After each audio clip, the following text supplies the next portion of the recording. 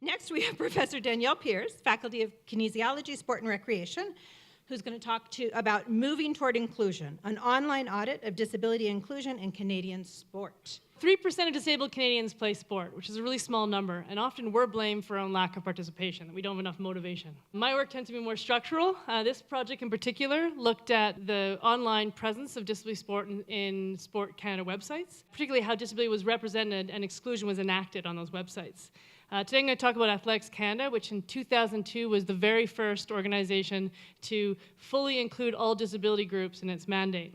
This is Athletics Canada's landing page for para-athletics. Beautiful, isn't it? There's a few problems with this. The first is that it's impossible to find. You actually can't find it by navigating the top of the page navigation menus. It only discusses impairment types, not participation opportunities or athletes. The poster on the right, which is blown up, does not target disabled people, but third-party helpers. Nothing on this page is screen readable, so folks with visual impairments, one of the 4 groups, couldn't actually access any of the information. And lastly, in tiny writing next to the asterisk, there's a text, athletes with an intellectual impairment may compete in select track and field events, not exactly a rallying cry for inclusion.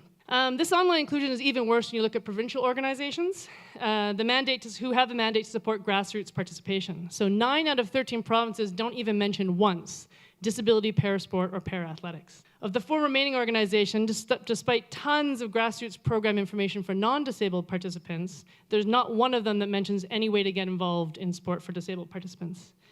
The focus on each site is on impairment types eligible for the Paralympics and not actually on participation or athletes, and they're sometimes hard to find. One of them is actually under age groups, which is sort of confusing.